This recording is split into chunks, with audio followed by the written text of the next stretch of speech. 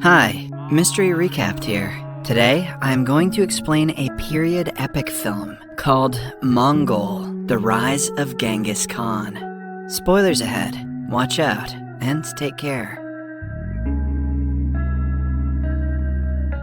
The premise of the movie is set in the year 1172. The current northwestern Chinese provinces used to be called the Tangut Kingdom, ruled by the dynasty of the same name. There lived several Mongolian tribes, led by their respective leaders, called the Khans. The rivalry between the tribes and the hunger for power within them caused several arguments, battles, and deaths. There are no rules in the world of Mongols, and it is in desperate need of a supreme Khan to lead and unite the people. Yesugai is the Khan of a small tribe in the west. At the beginning of the film, he is traveling with his men and 9-year-old son, Temujin, to look for a wife for the kid. At night, they stop at a friend's tribe to take a rest. Temujin is busy tending to his horse when a girl named Bort approaches him and asks him his name. Temujin introduces himself and tells her the purpose of the trip. On finding out he is looking for a bride, Bort confidently claims that he should marry her. Temujin's father wants to bring home a bride from a stronger tribe for politics, but upon his son's repeated request, Yesugai allows him to choose someone from the friend's tribe instead.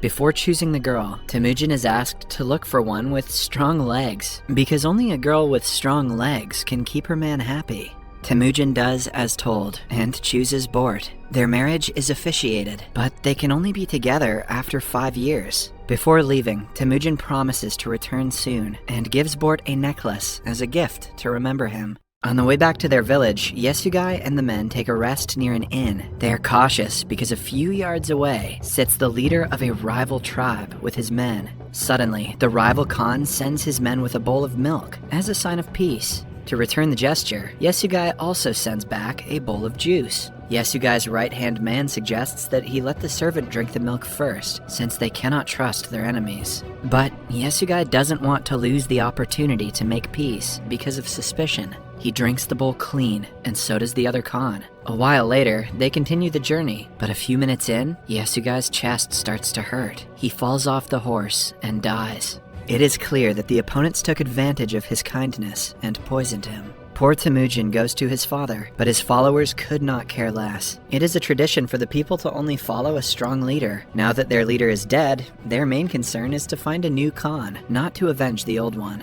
In the following scene, Temujin and his mother attend Yesugai's funeral. Yesugai owned a lot of cattle and houses, which are taken over by his right-hand man, Targutai. Temujin's mother curses him and claims that her son will kill him one day. Targutai realizes it is true and makes it his mission to kill Temujin. However, they measure his height, which doesn't reach the upper part of the wheel of a cart. According to the traditions, Mongols do not kill a child, which is why Temujin's life is saved. But Targutai promises to return next winter when Temujin's height will have increased.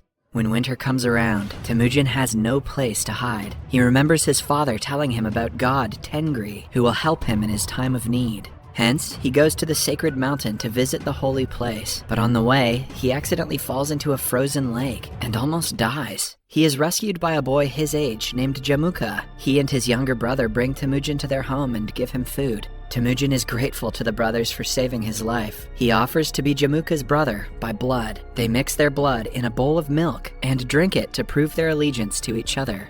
MGK and Megan Fox aren't crazy after all. The following morning, they are confronted by Targutai and his people, who are still looking for Temujin to kill him. They abduct him and take him back to the tribe. But fortunately for Temujin, his height hasn't grown much since the last time, so he has to be held captive until he grows. A kind old man feeds him every day and helps him with his injuries. A few days later, they measure his height again, but it still hasn't gone up. Suddenly, it starts to rain, and everyone goes inside their houses. The old man takes this opportunity to free Temujin. The kid runs for as long as he can, with the wooden plane still stuck around his neck. He goes to the mountains and prays to God Tengri for help. Temujin then sees a white wolf beside the monument of God, and seconds later, the wooden plane is miraculously broken. The scene changes to 1186. Temujin has grown up into an adult, but is still on the run from Targutai and his people. After a years-long search, they are able to capture him and lock him in a similar wooden plane. This time, he is grown enough to match the height reference, so the chances of his survival are low. Targatai wants to see him beg for his life, but Temujin, being the proud man he is, refuses to do so. As a result, Targatai decides to torture him slowly, instead of killing him in an instant. The old man who helped Temujin years ago feeds him even now. He begs Temujin to spare his life when he returns to avenge the treatment he is getting. When it gets dark, Targatai comes to Temujin alone and mocks him. Since everyone is busy, Temujin takes the opportunity to attack the opponent and kills him by hitting him with the wooden plane repeatedly. After that, he flees from the village and is safe yet again. Temujin is ready to take his tribe back and become the Khan, but first, he has to bring his bride home. He goes to his in-laws' tribe for the first time since he was 9. Bort has grown up to become a strong and beautiful woman. But are those legs thick, though? She reveals that she has been waiting for him since she saw him the last time. Temujin receives a coat as a dowry and brings Bort with him. The two go to his mother and sister after several years. They are welcomed wholeheartedly by the family. For the next month, they live the life of their dreams. Temujin and Bort fall deeper in love as spouses, but trouble arises when one day they are attacked by the Merkit tribe. Long ago, Temujin's father kidnapped his mother from the Khan of Merkit. He had vowed to take revenge, and is here to steal Bort from Temujin. The couple tries running away, but Temujin is shot with an arrow, and Bort is kidnapped to become the wife of the rival Khan. When Temujin gets better, he knows he has to get his wife back, but he cannot do it alone. Hence, he goes to his old blood brother, Jamuka's place. Jamuka has grown up to become the Khan of a powerful tribe himself. He agrees to help, but only after a year, because he is busy with a task at hand. A year passes in the blink of an eye, and the two then set off with their troops to attack the Merkit tribe. They kill all of their men and rob the place before finding a pregnant Bort in one of the huts. She has killed a man whose dead body is lying beside her. Temujin immediately claims that the child is his and takes Bort back. At night, the troops celebrate the win. By now, Temujin has been able to gather a bunch of followers. They ask him to distribute the robbed cattle, and unlike most Khans, Temujin keeps only 10% for himself and gives the rest to his troops. He even offers more goods to the family of the men who died in battle. 2 of Jamuka's people see this and decide to join Temujin's tribe. Since the Mongols are allowed to choose their own Khans, Jamuka can do nothing about it. But it is evident that he views this as a betrayal.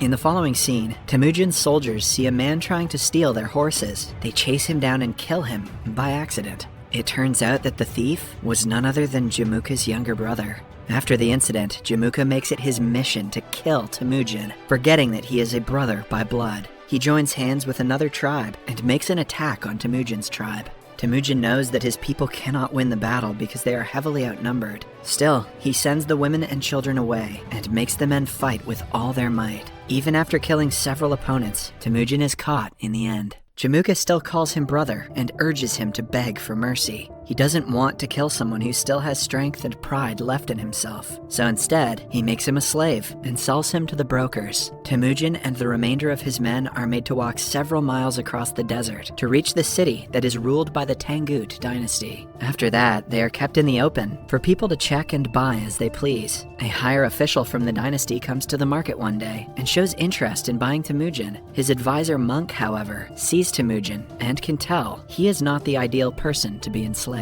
He doesn't even have thick legs. He thinks Temujin will be the end of the entire powerful dynasty. The buyer only laughs at the statement and buys Temujin nonetheless. He is then kept in a cage as a freak who people can see and make fun of. The monk visits him every day and begs for forgiveness. He makes a pact with Temujin that if he looks for Bort, Temujin will not destroy the monastery when the time comes. While on the search for Bort in the deserts, the monk falls unconscious and dies. Luckily, he is found by Bort, who recognizes the necklace he has as the one she owned for several years. She figures out her husband is still alive and goes to the city to look for him. Since Temujin is on full display to the people, she doesn't take long before finding him. The same night, she bribes a guard and helps Temujin flee. He is surprised to see that his son has grown a lot, and Bort now has a second daughter. She reluctantly had to be with another man to make ends meet and to feed her children. Temujin loves her even more for her sacrifices and tells the little girl that he is her father.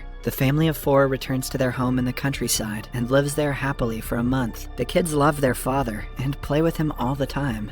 Then, one day, Bort comments that all Mongols are the same. They steal, rob, and kill. The comment is minute, but it makes a huge impression on Temujin. He decides to leave his family, to unify as many tribes as he can, and create rule in the world of Mongols, even if he has to kill half of the tribes to get there. The 3 basic rules they have to follow are: never kill women and children, fight the enemies till the end, and never betray your Khan. The scene cuts to 1196. As Temujin vowed, he has been able to gather an army of Mongols on his side, unifying several tribes and making a massive tribe of his own. The only obstacle in his way to becoming an absolute emperor is Jamuka, who also has an army of followers behind him. Today, the 2 brothers stand on the battlefield with their troops for the ultimate fight. It starts, and Jamuka hastily sends the first batch to fight. Temujin has planned the entire war, while Jamuka is spontaneous, which causes many of his men to be killed. After hours of long and hard battle, Temujin wins and captures the surviving enemy troops, including Jamuka. The troops are taken in as Temujin's followers instead of being killed. The gesture makes them thankful and loyal to their new Khan. The old man who once helped him escape is made the advisor of the tribe. Now, the only thing left to do is to make a judgment for Jamuka. The brothers sit with each other and talk about how far they have come in life. Jamuka proudly reveals he would have killed his enemy if he was in Temujin's position right now. This further proves that he and Temujin are not the same, because Temujin allows him to run away. Out of respect for his brother and the hustle he has done to create an army, Temujin forgives him and lets him go. Then, we see that Bort, with both her children, has reunited with Temujin and lives with him happily. In the end, it is narrated that in 1206, Temujin was made the Khan of all Mongols, named Genghis Khan. As he had promised, he wiped out the entire Tangut dynasty and rebuilt the kingdom, but left the monastery as it was, at the request of the late monk. In the future, he became the founder of the entirety of the Mongol Empire, the largest contiguous empire in history. I also hear he had great legs.